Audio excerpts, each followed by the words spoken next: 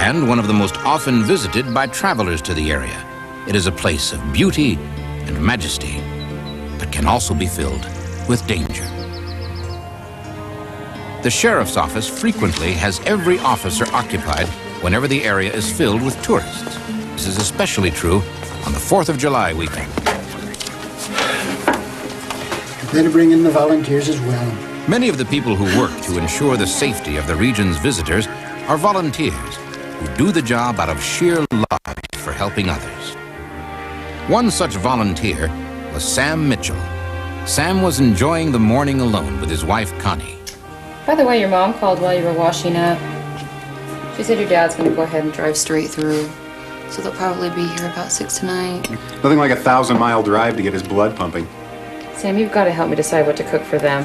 I'm sure whatever you cook will be fine, honey. Take a chance for once. You've lived with them for 20 years. You must have a hunch. How about chili? Or fettuccine? I don't get hunches, remember? Never? How about if you handle the family intuition and I'll just stick to the real world, okay? Sam knew, almost before he picked up the phone, that the caller would be the sheriff's dispatcher asking him to report to duty. Okay, I'm on my way. It's the 4th. He warned me last week I'd probably be working this weekend. You promised we were going to spend the day together. I know, and I wanted to. I'm sorry. Sorry's good old sometimes. I'll make it up to you when I get home. Probably be before my folks even get here. Okay?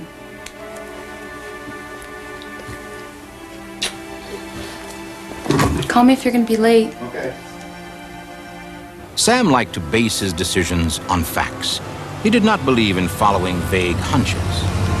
So he could not have even suspected that before this day was over, his attitude toward trusting his feelings would change forever. I didn't know what we were going to do. I don't know anything about cars, and well, my husband here, he has a hard time seeing since his eye surgery, so, gosh, I mean, anything could have happened. Oh, this is nothing. Just take a minute and we'll get you back on the road, okay? Oh, I had a feeling this morning we should have checked the car before we left, but we didn't. You had a feeling, huh? You must know my wife. Excuse me? It's nothing. It often seemed to Sam that everyone in the world but him at times relied on these feelings. He found himself wondering what it was like to follow something so unreliable.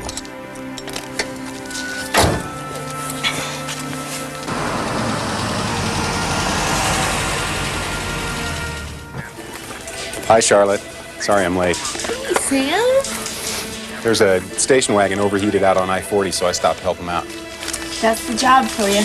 That's exactly what we want you to do. Sam, when are you going to start working for me full-time? You're a born sheriff. Yeah, we'll see. Got him right out of high school. You know my motto, get 'em young, train 'em right, so I can retire and go fishing. And we're already clearing a slew of accidents. I want you to cover Winterton and the main highway. I'm worried about this weekend. I really need you, Sam. You've always been smart, logical, and cool-headed. Well, thanks, Will. I won't let you down. That's my man.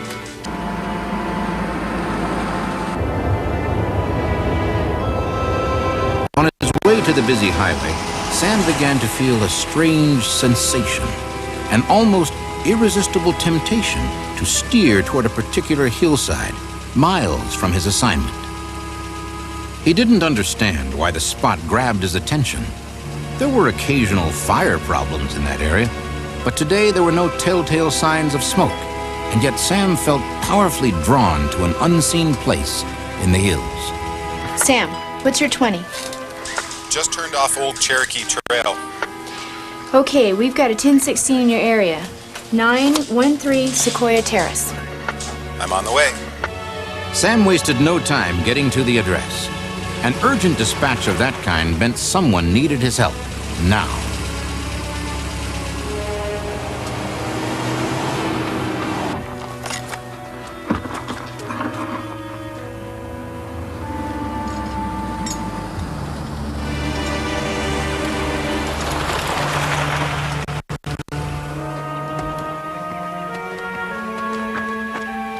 What's he doing?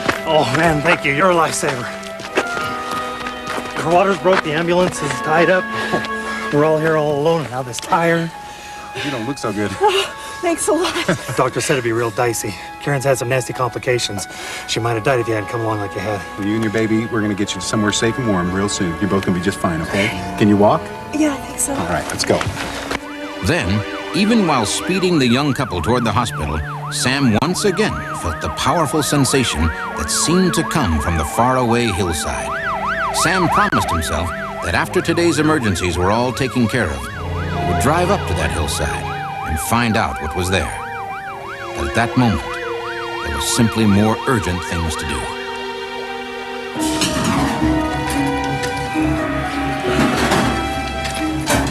Sam got the parents-to-be to the hospital with only moments to spare. Thanks again, officer. Sam Mitchell. We'll never forget you, man. And if it's a boy, we'll name him after you. Take care.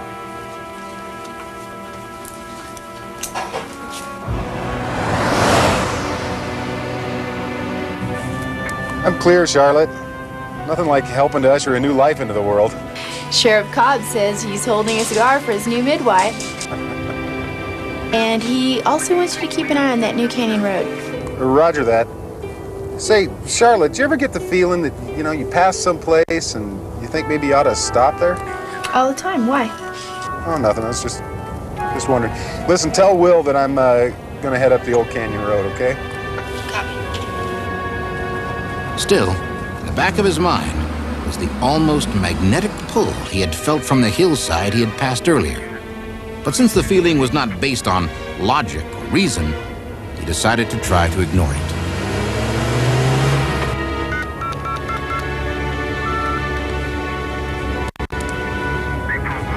Hello? Hi, honey. Hi. Listen, I'm just calling to tell you that I'm getting held up here, and I'm gonna be a little later than I thought. Had a feeling you were going to say that. I'll go ahead and tell your folks if they arrive before you do. What is it? I just miss you, that's all. Well, I miss you too, honey. Sometimes I think your work's more important than we are. Oh, now you know that's not true. I have to do this. Just gets hard. I'll see you as soon as I can, okay? Okay. Be careful. Okay. Bye, hon. Bye. Sam, what's your current 20? I'm just turning back onto Old Cherokee Trail, over. Well, I sure could use some help up here. Well, I'm on the way, boss. I hope he gets here fast. Oh, come on, let's go. Sam now prepared to head toward the highway at his best speed. But at that moment, he once again felt the strange summons from the hillside. Only this time, the feeling was more urgent, more compelling. There was no mistaking the sensation. It was as if some powerful, invisible hand were gently nudging him toward a particular spot on the side of the hill. Sam weighed the options. At first, there seemed to be no question that he should follow orders and proceed to the highway. But then, the impulse to steer toward the hill became more insistent. Try as he might, he couldn't push the feeling of urgency out of his mind. Suddenly, the left turn signal began flashing on its own. That seemed to Sam to be a kind of sign, a message, telling him that he must at all costs turn to the left instead of the right.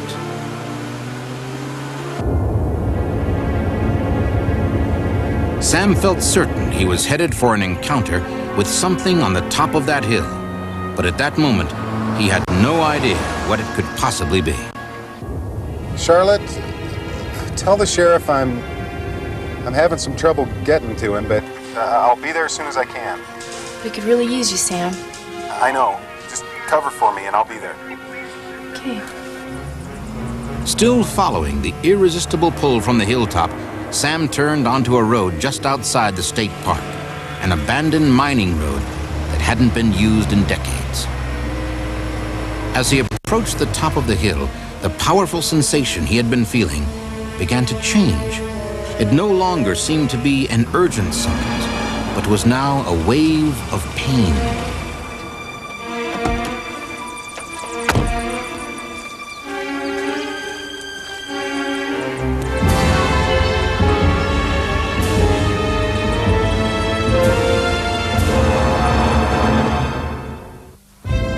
remote hillside on the outskirts of a state park, two elderly people lay injured, possibly dying, and Sam Mitchell had stumbled onto their exact location. Dispatch, this is Sam. I have a 1050. Do you copy, Charlotte? Copy, Sam. Go. I have two elderly accident victims. Vital signs are weak but stable. We're located 3/4 of a mile south of Deer Creek Fork off of the State Park Road. We're down on the north embankment. I'm going to need an ambulance, over. Copy that, Sam, but it'll be a while before the ambulance can reach you. They're all the way across the county line on another call. Check, Charlotte. I'll do what I can here. Sam out. Please help my husband. He can't die like this. Please help. Sam knew instantly that the man would need much more help than he could provide. He also knew the ambulance would take some time to respond to his call. Sam could only hope the man could hang on until the ambulance got there.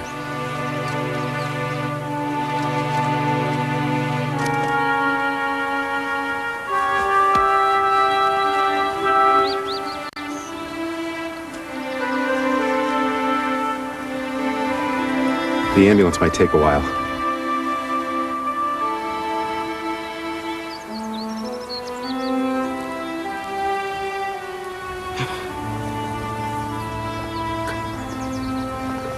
Get here.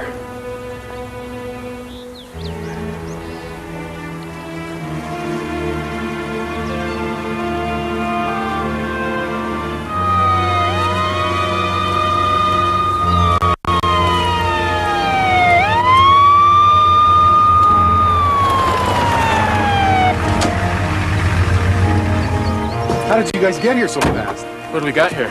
Oh, they flipped that bike over. Oh, not exactly the type you'd expect to have a dirt bike accident, huh? That's what I've been trying to figure out. Sam asked the woman to explain how she and her husband had come to have this accident in such a deserted area. He wanted to take her mind off the effort being made to help her husband. We're staying with our son for the holiday.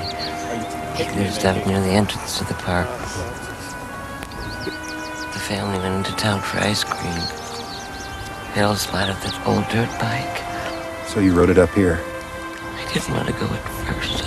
I told him it was too dangerous, but he reminded me how daring we were when we were younger. So we were like kids again. Then he saw that old mining road and... Looks like that bike hit something on the trail and flipped over. That's right. I saw Harold was hurt worse than me, and I just started to pray as hard as I could.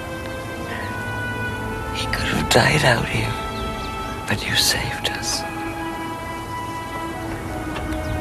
I haven't been worried since I started to pray. I knew he would send us someone. You see, he sent you. Me?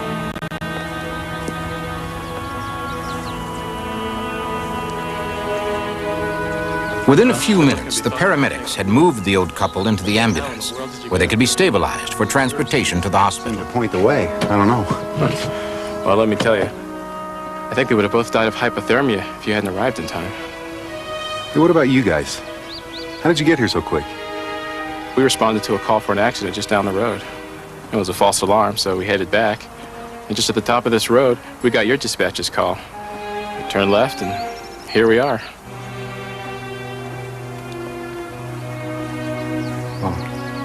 Guess I wasn't the only one to put out a call, huh? Seems like somebody up there really wanted us two to stay alive, doesn't it? Yeah, it sure does. They're stable. Let's get them to the hospital. Well, we better get going. Hey, thanks a lot. Yeah, We'll see you next time.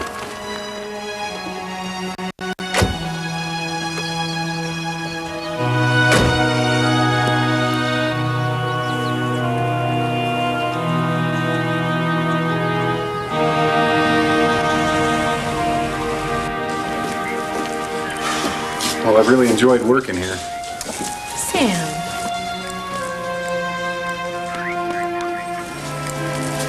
I was just following a hunch. Rules and regulations don't cover everything. Sometimes you have to Go with what you feel. You can't go wrong trusting your instincts. Remember that, son. Thanks, Will. I'll see you.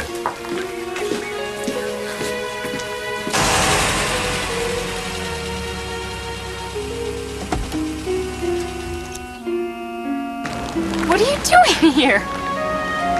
I didn't expect to see you so soon. I think we should have the chili.